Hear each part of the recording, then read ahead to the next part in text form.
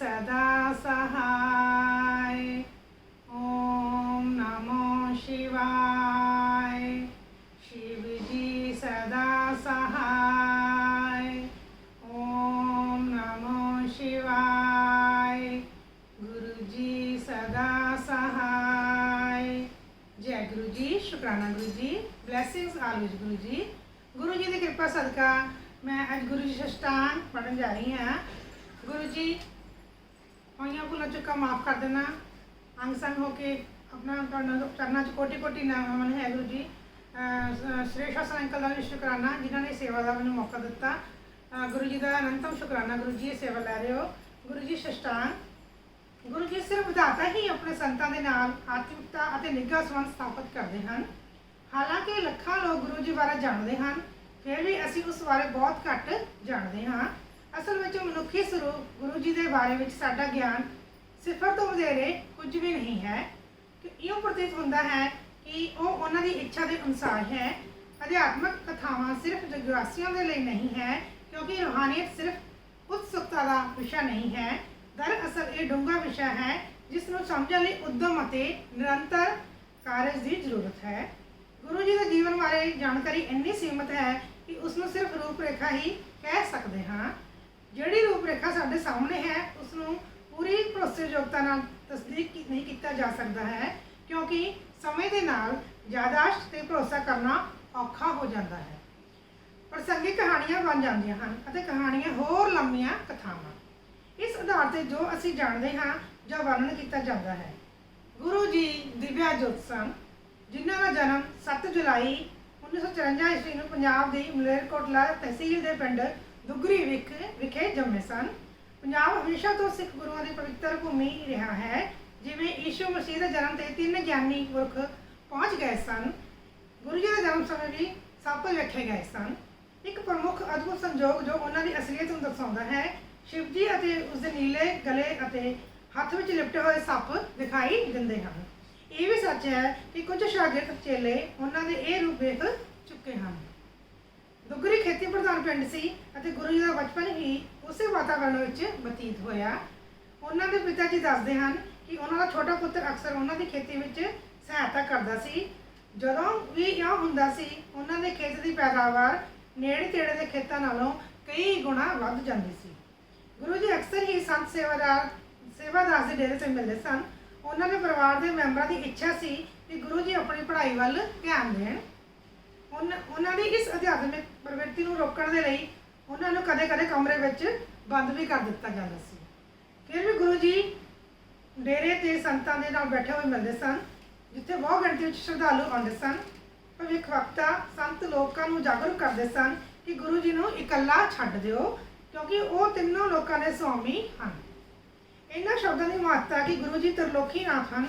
उस समय भी जब हाकिया उपरंत जो उन्होंने भक्तों की गिणती बहुत बढ़ गई समझ में नहीं आई, किंतु देव रूप कदे छिपया नहीं रह सकता, क्योंकि दुख निवारण तो उन्होंने प्रवृत्ति है।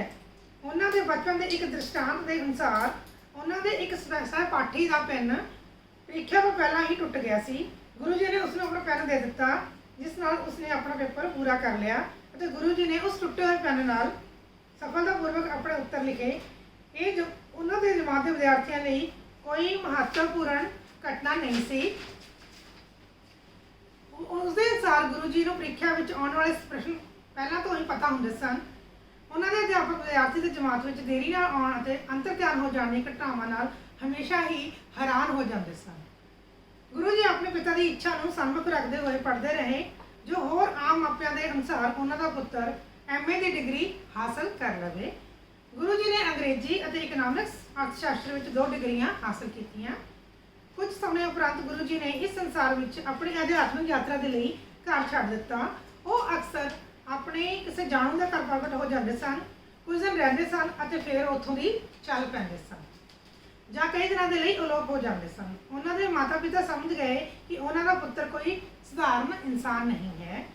उन्होंने माँ बाकी भक्तों की तरह उन्होंने गुरु जी कह के संबोधित करती सी और उन्होंने सत्संग में आम तौर पर गुरु जी के पैर छूंदे हुए वेख्या जा सकता सी। जेकर कोई भगत निडर होकर उन्होंने नाम पुछ भी लैंदा सी तो गुरु जी उसने एक निक्का जिहा अर्थ भरपूर उत्तर दिंदे सन कि उन्हां महापुरखां दे कोई नाम नहीं हुंदे। इस भाव का अर्थ सिर्फ ये हुंदा सी कि उन्हां दी शख्सियत दे समान आप ब्रह्म स्वरूप हो सन हन, दोनों एक ही हैं। नाम के लिए एक जिस वक्रता की जरूरत होंदी है उसका लोप हो चुकिया है। एक निजी मनुखी शरीर होंदे होए भी वो मनुखीहीन अते अंतरजामी सन। उपरांत इस शरीर का उद्देश्य मनुखता अते उस दुखों ते कष्टों तो छुटकारा दिवाना हो गया। बहु गिणती विच लोग बहु गिणती विच गुरु जी को अपनी समस्यावां तो मुक्त होने के लिए पहुँचन लगे। वधेरे आर्थिक, गृहस्थी, पेशेवर अते व्यापारक समस्यावां तो पीड़ित रोगियों नाल संबंधित हुंदी सी। छेती ही उन्हां दी प्रतिभा समुचे पंजाब विच फैल गई अते लोकां ने उन्हां नूं लभ लिया। गुरु जी हमेशा कहते रहे कि असल चीज़ तो कोई मंगता ही नहीं है। वो तो दिव्यता की मूर्त सन ते उन्हां दी इच्छा सी कि लोग उन्हां दे कोल प्रेम दे लई, केवल प्रेम दे लई आउण। प्यार नाल समर्पण, प्रेम नाल ओत-प्रोत, असंभव चीज़ां देण विच गुरु जी समर्थ सन। गुरु जी तो दाता सन। उन्होंने ना कोई आशा सी ते ना ही किसी तो कुछ ग्रहण किया। गुरु जी ਵੱਖ-ਵੱਖ स्थानों पर रहे। जलंधर, चंडीगढ़, पंचकूला और नवी दिल्ली और सत्संगां दी नदी पवित्र गंगा की तरह वो बंजर पदार्थवाद में गर्म खिते की तरह बहन लगे। यही स्थान सन जितों भी लोग न केवल पूरी भारत में बल्कि समूचे विश्व तो उन्होंने आशीर्वाद लैण दे लई आउण लगे। गुरु जी के सत्संगां विच वंडियां गईयां चाह और लंगर प्रसाद दी भेटां उन्होंने परम आशीर्वाद में शामिल सन। उन्होंने दरवाजे सब लिए खुले सन, चाहे वड्डा होवे जां छोटा, अमीर जां गरीब, गुआढ़ी जां विदेशी होवे। अपनी दिव्यता नाल भलीपूरन उन्हां दे लई सारे एक समान सन अते भगतां अपने भगतां नूं भी इहो पालन करन दी लई कहंदे सन। उन्होंने भगतां दी शंकावां तो उत्पन्न बेकार दे अंध विश्वास ते निराधार परंपरावां नूं त्यागण लई कहा। उन्हां दा कथन सी कि सारे ईश्वर नाल प्रेम करन। सारे धर्म एक समान हैं तो सारे का मूल एक ही है। एक परमेश्वर है और मनुखता का एक मात्र स्वरूप विश्व भाईचारे का है। इस तरक और धर्म और मत के आधार पर कोई अंतर संभव नहीं है। ज्योतिष और अज्ञानता के आधारित तरीके उन्होंने अस्वीकार सन। वो अपने भगतों को अपने कर्मों को समाप्त करने में सहायता करते सन। वो जानते हुए कि उन्होंने शरीर की हानि भी होंगी है और वो वधेरे बुरे कर्म अपने उच्च समेट लेंगे। उन्होंने श्रद्धालुओं के लिए संगत ते उन्होंने भगतों की सभा सर्व उच्च सी। बदले में उसने अपने पैरोकारों तो काम सिर्फ यही इच्छा की कि अपने आप को वधिया ढंग नाल चलाया जाए। किसी की निंदा ना करो, हर किसी की सहायता करो और किसी को नुकसान ना पहुँचाओ। हालांकि वो अपने श्रद्धालुओं को पिछले किए कर्मां के तूफान तो रूह और रूह के सामने उजागर करता सी, पर उसने हमेशा उन्होंने चंगे काम और चंगे वतीरे नाल आत्मा रस्ते से चलने लिए उत्साहित किया। उस विच पूरी समर्पण और श्रद्धा बहुत महत्वपूर्ण सी। कल्याण किया गुरु जी कहते सन और हमेशा भगत हमेशा उन्होंने सीसा प्राप्त करते सन। एक बार जो उन्होंने समझाया कि उसका आशीर्वाद केवल इस जन्म लिए नहीं स्वयंबोध होना है, मुक्ति प्राप्त होने तक। गुरु जी ने कदे भी कोई भाषण नहीं दिता। वो हमेशा व्यवहारिक अध्यात्मकता के करता सन।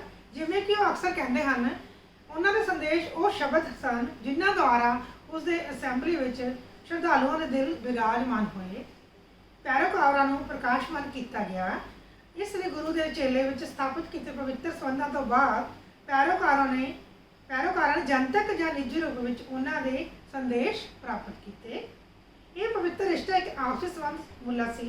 इसके आधार पर वह श्रद्धालु के जीवन को उच्च पद्धर पर लै जाता है जिथे खुशहाली, भलाई और शांति की सहूलत होंगी है। शब्द वो मार्गदर्शक बन जाएगा जिसने ना सिर्फ अपना असल टीचा अपने अनुसरण दिता बल्कि उसने अपनी मौजूदा स्थिति तो भी जानिया। 31 मई 2007 को चेलियां दे प्यारे हमेशा एक गुलाब के फुल वांग खुशबूदार शरीर को त्याग दिता। एक तरह नाल एक सिक्ख्या सी। उसने अपने पैराकारां नूं दस्सिया कि किवें जिंदगी इन्नी भुख मरी है। बस इस तरह वो चला गया। ये टैक्सट स्थाई तौर पर हर एक दे प्रबंध थे। सुंदर बाग में स्थित मनमोहक पवित्र बड़ा मंदिर उसकी आत्मक विरासत है। ਉਹ ਇੰਨਾ ਵਿਲੱਖਣ ਹੈ ਕਿ ਉਸ ਨੂੰ ਧਰਤੀ 'ਤੇ ਸਵਰਗ ਕਿਹਾ ਜਾ ਸਕਦਾ ਹੈ ਅਤੇ ਉਹ ਇੰਨਾ ਸ਼ਕਤੀਸ਼ਾਲੀ ਹੈ ਕਿ ਉਸ ਦੇ ਨੇੜੇ ਹੋਣਾ ਹੀ ਬਰਕਤਾਂ ਲਈ ਕਾਫੀ ਹੈ। ਗੁਰੂ ਅਤੇ ਚੇਲਾ, ਗੁਰੂ ਕੌਣ ਹੈ ਅਤੇ ਚੇਲਾ ਕੌਣ ਹੈ, ਇਹ ਸੰਬੰਧ ਮੰਡੂਕ ਉਪਨਿਸ਼ਦ ਵਿੱਚ ਦਿੱਤੀ ਗਈ ਕਹਾਣੀ ਤੋਂ ਸਪਸ਼ਟ ਹੋ ਜਾਂਦਾ ਹੈ। ਦੋ ਪੰਛੀ ਜੋ ਅਟੁੱਟ ਦੋਸਤ ਹਨ, ਇੱਕ ਦਰਖਤ ਦੇ ਉੱਤੇ ਬੈਠੇ ਹਨ। ਇੱਕ ਉਸ ਰੁੱਖ ਦਾ ਫਲ ਖਾਂਦਾ ਹੈ ਪਰ ਦੂਸਰਾ ਬਹੁਤ ਹੈਰਾਨ ਕਰਨ ਵਾਲਾ ਬਿਨਾਂ ਖਾਧੇ ਵੇਖ ਰਿਹਾ ਹੈ। ਇੱਕ ਪੰਛੀ ਆਪਣੇ ਖੰਭ ਫੜਫੜਾਉਂਦਾ ਹੈ, ਟਾਹਣੀ ਫੜਫੜਾਉਂਦਾ ਹੈ ਹੋਇਆ ਇੱਕ ਟਾਹਣੀ ਤੋਂ ਦੂਜੀ ਟਾਹਣੀ 'ਤੇ ਛਾਲਾਂ ਮਾਰਦਾ ਹੈ। ਫਲਾਂ ਦੁਆਰਾ ਖਿੱਚਿਆ ਜਾਂਦਾ ਹੈ, ਫਲਾਂ ਦੀ ਮਿੱਠੀ ਖੁਸ਼ਬੂ ਦੁਆਰਾ ਖਿੱਚਿਆ ਜਾਂਦਾ ਹੈ ਅਤੇ ਇਸ ਦੀ ਚੁੰਝ ਨੂੰ ਹਰ ਪਾਸੇ ਹਿਲਾਉਂਦਾ ਹੈ। ਖੱਟੇ ਅਤੇ ਮਿੱਠੇ ਫਲ ਖਾਣ ਨਾਲ ਪੰਛੀ ਨਫ਼ਰਤ ਅਤੇ ਲਾਲਚ ਦੋਵਾਂ ਦਾ ਅਨੁਭਵ ਕਰਦਾ ਹੈ, ਪਰ ਉਹ ਫਲ ਖਾਣ ਵਿੱਚ ਰੁੱਝੀ ਹੋਈ ਹੈ। ਸਿਰ ਪੰਛੀ ਆਪਣੀ ਜਗ੍ਹਾ ਤੋਂ ਦੂਸਰੇ ਵੱਲ ਦੇਖਦਾ ਰਹਿੰਦਾ ਹੈ।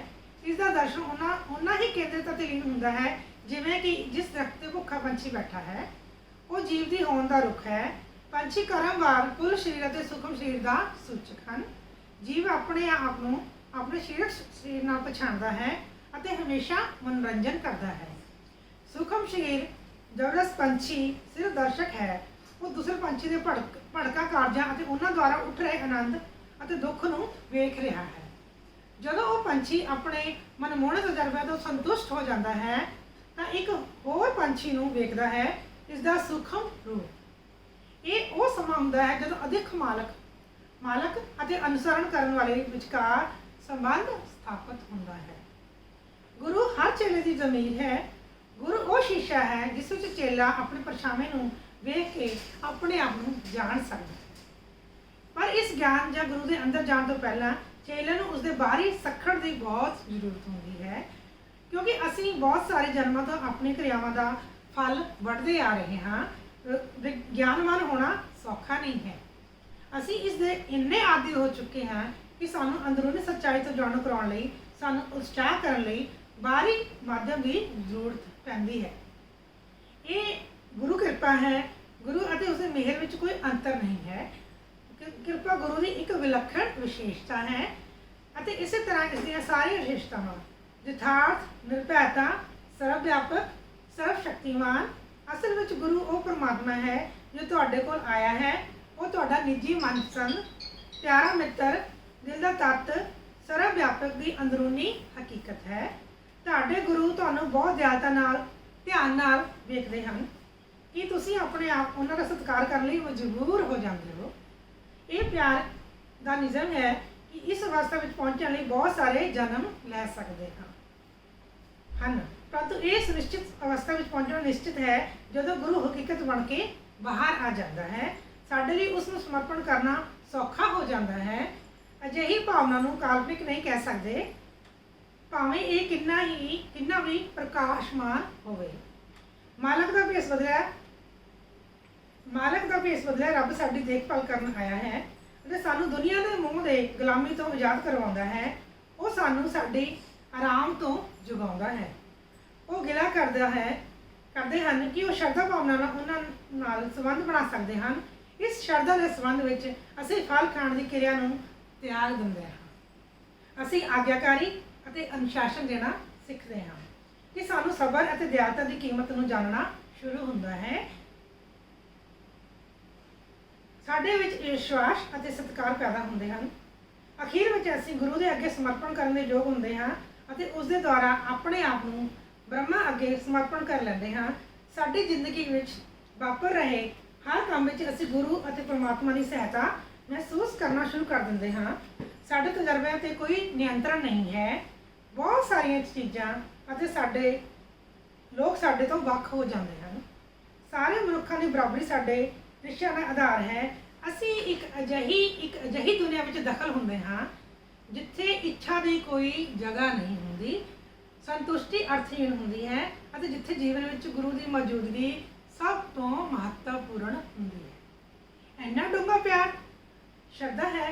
ਰੋਜ਼ਾਨਾ ਪਰੇਸ਼ਾਨੀ ਅਤੇ ਜ਼ਿੰਦਗੀ ਦੇ ਹੋਰ ਮੁਸ਼ਕਲਾਂ ਦੇ ਕਾਰਨ ਨਿਰਵਾਣ ਲਈ ਗੁਰੂ 'ਤੇ ਪੂਰਾ ਭਰੋਸਾ ਹੈ। ਅਸੀਂ ਉਹਨਾਂ ਨੂੰ ਮਾਪਿਆਂ ਵਾਂਗ ਮੰਨ ਸਮਝਦੇ ਹਾਂ। ਸਾਡੇ ਦੋਸਤ ਬਣਨ ਲਈ ਉਹ ਇਕੱਲਾ ਦਿਲਾਸਾ ਹੈ। ਅਸੀਂ ਉਹਨਾਂ ਨਾਲ ਇਸ ਤਰ੍ਹਾਂ ਪਿਆਰ ਕਰ ਲੈਂਦੇ ਹਾਂ ਜਿਵੇਂ ਕਿ ਸਾਡੇ ਤੋਂ ਇਲਾਵਾ कोई होर प्रेमी नहीं है। इस रिश्ते का सिर्फ एक उद्देश्य है, स्वै बोध। ਢੁਕਵੇਂ ਹੱਲ ਦੀ ਅਣਹੋਂਦ ਵਿੱਚ ਅਸੀਂ ਕਦੇ-ਕਦੇ ਇੱਛਾਵਾਂ ਤੇ ਸੰਗੀਨ ਇੱਛਾਵਾਂ ਨਾਲ ਗੁਰੂ ਜੀ ਕੋਲ ਪਹੁੰਚਦੇ ਹਾਂ।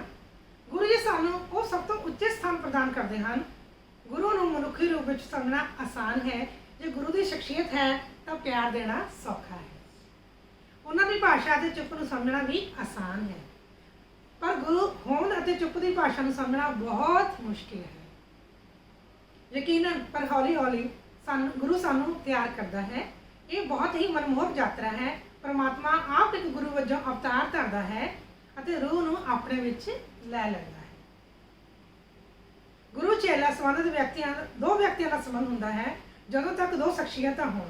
ਇੱਕ ਫਰਕ ਉਦੋਂ ਅਲੋਪ ਹੋ ਜਾਂਦਾ ਹੈ ਜਦੋਂ ਚੇਲਾ ਗੁਰੂ ਨੂੰ ਪੂਰਾ ਮੇਲ ਖਾਂਦਾ ਹੈ। ਦਰਿਆ ਵਿੱਚ ਵਗਦਾ ਪਾਣੀ ਅਤੇ ਘੜੇ ਵਿੱਚ ਰੱਖਿਆ ਹੋਇਆ ਪਾਣੀ ਇੱਕੋ ਜਿਹਾ ਹੈ ਅਤੇ ਤਦ ਭੇਦ ਖਤਮ ਹੋ ਜਾਂਦਾ ਹੈ ਜਦੋਂ ਘੜੇ ਵਿੱਚ ਪਾਣੀ ਨਦੀ ਵਿੱਚ ਸੁੱਟ ਦਿੱਤਾ ਜਾਂਦਾ ਹੈ। ਪੰਛੀ ਜਨਮ ਤੋਂ ਫਲ ਖਾ ਕੇ ਆਪਣੇ ਸੁਭਾਅ ਤੋਂ ਅਣਜਾਣ ਹੋ ਜਾਂਦਾ ਹੈ। ਉਸ ਨੂੰ ਇਹ ਨਹੀਂ ਪਤਾ ਕਿ ਉਸਦੇ ਖੰਭ ਹਨ। ਉਹ ਮੁਕਤੀ ਦੀ ਉਡਾਣ ਬਾਰੇ ਵੀ ਨਹੀਂ ਸੋਚਦਾ। ਉਹ ਸੋਚਦਾ ਹੈ ਕਿ ਫਲ ਖਾਣਾ ਸਭ ਤੋਂ ਜ਼ਰੂਰੀ ਹੈ। ਉਹ ਸਿਰਫ ਫਲ ਪੈਦਾ ਕਰਨ ਲਈ ਪੈਦਾ ਹੋਇਆ ਹੈ। ਕਈ ਵਾਰ ਗੁਰੂ ਦੀ ਕਿਰਪਾ ਨਾਲ ਉਹ ਆਪਣੇ ਮਿੱਤਰ ਨੂੰ ਵੇਖਦਾ ਹੈ ਜੋ ਖਾਣ ਨਾਲ ਸੰਤੁਸ਼ਟ ਨਹੀਂ ਹੁੰਦਾ। ਸਿਰਫ ਉਹ ਸੋਚਣਾ ਸ਼ੁਰੂ ਕਰਦਾ ਹੈ ਉਸ ਨੂੰ ਆਪਣੇ ਖੰਭਾਂ ਦਾ ਗਿਆਨ ਹੈ। ਮਿੱਤਰ ਕਿਰਪਾ ਪਰ ਜਦੋਂ ਉਹ ਦੋਸਤ ਵਿੱਚ ਉਸ ਦੇ ਪ੍ਰਕਾਸ਼ ਦੀ ਝਲਕ ਮਿਲਦੀ ਹੈ, ਉਹ ਉੱਡਣ ਬਾਰੇ ਸੋਚਦਾ ਹੈ ਅਤੇ ਅਚਾਨਕ ਇੱਕ ਦਿਨ ਉਹ ਉੱਡ ਗਿਆ। ਹਾਲਾਂਕਿ ਸਮੁੱਚੇ ਕਰਨ ਨੂੰ ਅਲੰਕਾਰਿਕ ਤੌਰ ਤੇ ਕੁਝ ਵਾਕਾਂ ਵਿੱਚ ਸੁਣਿਆ ਜਾ ਸਕਦਾ ਹੈ, ਪਰ ਇਹ ਪ੍ਰਕਿਰਿਆ ਕਈ ਜਨਮ ਲੈ ਸਕਦੀ ਹੈ। ਇੱਥੇ ਬਹੁਤ ਹੀ ਸੁੰਦਰ ਗੁਰੂ ਦੀ ਇੱਕ ਸ਼ਾਨਦਾਰ ਪ੍ਰਤੀਬੱਧਤਾ ਹੈ ਜਿਸ ਵਿੱਚ ਉਹ ਸ਼ਰਧਾਲੂ ਨੂੰ ਸਮੇਂ-ਸਮੇਂ ਤੇ ਅਜਿਹੇ ਬੰਧਨਾਂ ਤੋਂ ਬਚਾਉਂਦਾ ਹੈ ਜਿਸ ਵਿੱਚ ਉਸਦੀ ਉਲਝਣਾਂ ਲਗਭਗ ਪੱਕੀਆਂ ਹਨ। ਗੁਰੂ ਦਖਲ ਅੰਦਾਜ਼ੀ ਕਰਦਾ ਹੈ ਜਦੋਂ ਚੇਲਾ ਮੁਸੀਬਤ ਵਿੱਚ ਹੁੰਦਾ ਹੈ, ਜਦੋਂ ਉਹ ਕਰਮਾਂ ਦੇ ਚੱਕਰ ਵਿੱਚ ਫਸ ਜਾਂਦਾ ਹੈ। ਗੁਰੂ ਅਨੁਸਰਣ ਕਰਨ ਵਾਲੇ ਨੂੰ ਬਚਾਉਣ ਲਈ ਆਪਣੀ ਅਸੀਮ ਸ਼ਕਤੀ ਖਰਚ ਕਰਦੇ ਹਨ। ਅਜਿਹਾ ਚੇਲਾ ਗੁਰੂ ਦਾ ਸ਼ੁਕਰਗੁਜ਼ਾਰ ਹੋ ਜਾਂਦਾ ਹੈ। ਇਸ ਤਰ੍ਹਾਂ ਨਾਲ ਗੁਰੂ ਆਪਣੀ ਆਤਮਾ ਉਸ ਨੂੰ ਵਾਪਸ ਕਰ ਦਿੰਦਾ ਹੈ। ਇਹ ਸਭ ਤੋਂ ਉੱਤਮ ਭੇਟਾ ਹੈ। ਗੁਰੂ ਦੇ ਬੇਅੰਤ ਪਿਆਰ ਦੀ ਪੂਰਤੀ ਪੈਰੋਕਾਰ ਅਜੇ ਵੀ ਅੜੀਅਲ ਜਿਹਾ ਝਗੜਾ ਕਰਨ ਅਤੇ ਬੁੜਬੁੜ ਕਰਨ ਦਾ ਕਾਰਨ ਲੱਭਦਾ ਹੈ। ਇਹ ਸਮਝਣਾ ਉਸ ਲਈ ਮੁਸ਼ਕਿਲ ਹੋ ਜਾਂਦਾ ਹੈ ਕਿ ਗੁਰੂ ਜੀ ਇਸ ਤਰ੍ਹਾਂ ਆਪਣੀ ਜ਼ਿੰਦਗੀ ਕਿਉਂ ਬਦਲ ਰਹੇ ਹਨ। ਜਿਵੇਂ ਕਿ ਇਹ ਕੋਈ ਘੱਟ ਨਹੀਂ ਹੈ। ਗੁਰੂ ਹਰ ਇੱਕ ਚੇਲੇ ਨਾਲ ਵੱਖਰੇ ਢੰਗ ਨਾਲ ਪੇਸ਼ ਆਉਂਦੇ ਹਨ। ਉਹਨਾਂ ਸਾਰਿਆਂ ਨੂੰ ਸੰਖੇਪ ਰੂਪ ਢੰਗ ਨਾਲ ਪਰਖਣਾ ਚਾਹੀਦਾ ਹੈ, ਪਰ ਜਦੋਂ ਇਹ ਸਾਡੀ ਸਿਖਲਾਈ ਅਤੇ ਅਭਿਆਸ ਦੀ ਗੱਲ ਆਉਂਦੀ ਹੈ ਤਾਂ ਇਹ ਜ਼ਰੂਰੀ ਹੈ ਕਿ ਅਸੀਂ ਗਿਆਨ ਪ੍ਰਾਪਤੀ, ਵਿਅਕਤੀਗਤ ਮੋੜ ਅਤੇ ਵੱਖੋ ਵੱਖਰੇ ਕਿਸਮਾਂ ਦੇ ਯਾਤਰਾ ਦਾ ਮੁਲਾਂਕਣ ਕਰੀਏ। ਕਰਮਾ ਸੰਸਥਾਨ ਜੋ ਤੁਹਾਨੂੰ ਸ਼ਕਤੀ ਪ੍ਰਦਾਨ ਕਰਦਾ ਹੈ, ਇਕੱਲੇ ਸ਼ੂਗਰ ਦੇ ਮਰੀਜ਼ ਲਈ ਜ਼ਹਿਰ ਅਤੇ ਗੁਰੂ ਨੂੰ ਗਿਆਨ ਹੈ ਕਿ ਕਿਸ ਲਈ ਢੁਕਵਾਂ ਹੈ। ਇਹ ਸਾਡੀ ਚੰਗੀ ਕਿਸਮਤ ਹੈ ਜੋ ਸਾਨੂੰ ਗੁਰੂ ਵੱਲ ਲੈ ਕੇ ਜਾਂਦੀ ਹੈ, ਪਰ ਫਿਰ ਵੀ ਅਸੀਂ ਗੁਰੂ ਦੀ ਆਗਿਆ ਨਾ ਮੰਨ ਕੇ ਗੁਰੂ ਦੀ ਬੇਅਦਬੀ ਕਰਦੇ ਹਾਂ। ਅਸੀਂ ਆਪਣੇ ਨੂੰ ਅਣਚਾਹੇ ਅਤੇ ਹਾਸੋਹੀਣੇ ਅਕਸਰ ਮੂਰਖਤਾ ਵਾਲੀਆਂ ਸਥਿਤੀਆਂ ਵਿੱਚ ਪਾ ਦਿੰਦੇ ਹਾਂ। ਅਸੀਂ ਇੱਕ ਸਰੀਰ ਵਿੱਚ ਰਹਿ ਕੇ ਆਪਣੀ ਭੂਮਿਕਾ ਨਿਭਾ ਰਹੇ ਹਾਂ ਅਤੇ ਜਦੋਂ ਗੁਰੂ ਆਉਂਦੇ ਹਨ ਤਾਂ ਸਾਨੂੰ ਸੇਵਾ ਮੁਕਤ ਕਰਦੇ ਹਨ ਤਾਂ ਅਸੀਂ ਉੱਥੇ ਹੋਣਾ ਚਾਹੁੰਦੇ ਹਾਂ। ਸਾਨੂੰ ਸਾਡੇ ਪਿੰਜਰੇ ਪਸੰਦ ਹਨ। ਅਸੀਂ ਆਪਣੇ ਰਿਸ਼ਤਿਆਂ ਨੂੰ ਸਥਾਈ ਪਾਉਂਦੇ ਹਾਂ ਤੇ ਸਾਨੂੰ ਉਹਨਾਂ ਤੇ ਸਿਰਫ ਦੁੱਖ ਹੁੰਦਾ ਹੈ। ਇਸ ਲਈ ਅਸੀਂ ਆਪਣੀ ਮੁਕਤੀ ਨੂੰ ਮੁਲਤਵੀ ਕਰਦੇ ਹਾਂ। ਪਰ ਜਦੋਂ ਸਾਡੇ ਦੁਨਿਆਵੀ ਤਜਰਬੇ ਸਾਨੂੰ ਹਕੀਕਤ ਤੋਂ ਜਾਣੂ ਕਰਵਾਉਂਦੇ ਹਨ, ਅਸੀਂ ਐਨੋਰੈਸਕੀਆ ਜਿੱਥੇ ਉਲਝਣਾ ਪੈਦਾ ਕਰਦੇ ਹਾਂ, ਸਾਡੇ ਤਜਰਬੇ ਦੇ ਫਲ ਪੱਕ ਜਾਂਦੇ ਹਨ, ਤਦ ਅਸੀਂ ਮਾਇਆ ਦੇ ਪ੍ਰਾਗ ਤੋਂ ਉੱਪਰ ਉੱਠਦੇ ਹਾਂ ਅਤੇ ਭਾਲਣਾ ਸ਼ੁਰੂ ਕਰਦੇ ਹਾਂ। ਐਨੋਰੈਸਕੀਆ ਮੀਨਸ ਸਾਡੇ ਵਿੱਚ ਅਰੁਚੀ ਅਤੇ ਭਰਮ ਦੀ ਉਤਪਤੀ ਹੁੰਦੀ ਹੈ। ਤਾਂ ਸਾਡੇ ਤਜਰਬੇ ਦੇ ਫਲ ਪੱਕ ਜਾਂਦੇ ਹਨ, ਤਦ ਅਸੀਂ ਮਾਇਆ ਦੇ ਪ੍ਰਾਗ ਤੋਂ ਉੱਪਰ ਉੱਠਦੇ ਹਾਂ ਅਤੇ ਭਾਲਣਾ ਸ਼ੁਰੂ ਕਰਦੇ ਹਾਂ। ਜੇ ਅਸੀਂ ਸੱਚਾਈ ਵਿੱਚ ਗੁਰੂ ਜੀ ਦੇ ਮਾਰਗ 'ਤੇ ਚੱਲਦੇ ਹਾਂ ਤਾਂ ਅਸੀਂ ਜਲਦੀ ਹੀ ਸਮਝ ਲੈਂਦੇ ਹਾਂ ਕਿ ਅਸੀਂ ਇਸ ਧਰਤੀ 'ਤੇ ਆਪਣੀਆਂ ਗਿਆਨ ਇੰਦਰੀਆਂ ਦੀ ਪਿਆਸ ਨੂੰ ਬੁਝਾਉਣ ਜਾਂ ਦੁਨਿਆਵੀ ਇੱਛਾਵਾਂ ਪੂਰੀਆਂ ਕਰਨ ਲਈ ਨਹੀਂ ਆਏ ਹਾਂ। ਗੁਰੂ ਜੀ ਇਸ ਸੰਸਾਰ ਦੀ ਵਿਅਰਥ ਜਾਣ ਕਰਾਉਂਦੇ ਹਨ। ਇਹ ਸਭ ਪਿਆਰ ਦਾ ਜਾਲ ਹੈ। ਫਿਰ ਅਸੀਂ ਉਸ ਦਾ ਲਾਲਚ ਛੱਡ ਦਿੰਦੇ ਹਾਂ। ਅਸੀਂ ਮਹਿਸੂਸ ਕਰਦੇ ਹਾਂ ਕਿ ਇਸ ਦੇ ਇਨਾਮ ਅਤੇ ਸਜ਼ਾ ਬੇਕਾਰ ਹਨ। ਅਸੀਂ ਉਹਨਾਂ ਨੂੰ ਦਿੱਤੇ ਗਏ ਹਨ ਜੋ ਮੌਜੂਦ ਨਹੀਂ ਹਨ। ਅਸੀਂ ਜਾਣਦੇ ਹਾਂ ਕਿ ਖੁਸ਼ਹਾਲੀ ਅਤੇ ਦੁੱਖ ਅਤੇ ਸਾਰੀ ਘਟਨਾਵਾਂ ਸਮੇਂ ਦੇ ਨਾਲ ਆਉਣ ਵਾਲੀਆਂ ਹੁੰਦੀਆਂ ਹਨ।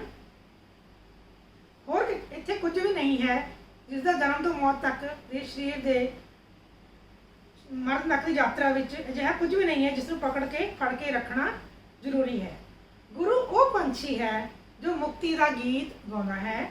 ਉਹ ਸਾਨੂੰ ਇਹ ਭਾਵਨਾ ਦਿੰਦਾ ਹੈ ਕਿ ਇਸ ਜ਼ਿੰਦਗੀ ਵਿੱਚ ਸਾਨੂੰ ਇਸ ਯਾਤਰਾ ਨੂੰ ਹੱਲ ਕਰਨਾ ਅਤੇ ਪੂਰਾ ਕਰਨਾ ਹੈ। ਇਹ ਉਹਨਾਂ ਦੀ ਤਿਆਰੀ ਅਤੇ ਜਲਦੀ ਸਮਰਪਣ ਲਈ ਹੀ ਚੰਗਾ ਹੈ। ਸਮਰਪਣ ਸਾਡੇ ਖੰਭ ਹਨ, ਅਗਿਆਨਤਾ ਸਾਡਾ ਅਣਜਾਣ ਰਾਹ ਹੈ, ਨਿਮਰਤਾ ਸਾਡੀ ਤਾਕਤ ਹੈ, ਪਿਆਰ ਸਾਡਾ ਟੀਚਾ ਹੈ, ਰੂਹ ਦੀ ਪੂਰਨਤਾ ਦੀ ਇੱਛਾ ਜਿਸ ਦੇ ਕਾਰਨ ਅਸੀਂ ਬਹੁਤ ਸਾਰੇ ਬੰਧਨਾਂ ਤੋਂ ਬਚਾਏ ਜਾਂਦੇ ਹਾਂ। ਕੇਵਲ ਅੰਤਮ ਮੁਕਤੀ ਦੁਆਰਾ ਹੀ ਸਾਬਤ ਹੁੰਦਾ ਹੈ ਅਤੇ ਉਹ ਮੁਕਤੀ ਕੇਵਲ ਗੁਰੂ ਚਰਨਾਂ ਦੇ ਸਮਰਪਣ ਨਾਲ ਪ੍ਰਾਪਤ ਹੁੰਦੀ ਹੈ। ਜੈ ਗੁਰੂ ਜੀ, ਸ਼ੁਕਰਾਨਾ ਗੁਰੂ ਜੀ, ਬਲੇਸਿੰਗਸ ਆਰ ਗੁਰੂ ਜੀ। ਹੋਈਆਂ ਭੁੱਲਾਂ ਚੁੱਕਾਂ ਮਾਫ ਕਰਨੀਆਂ, ਸਰਦੇ ਕਾਰਜ ਰਸ ਕਰਨਾ। ਜੈ ਗੁਰੂ ਜੀ, ਸ਼ੁਕਰਾਨਾ।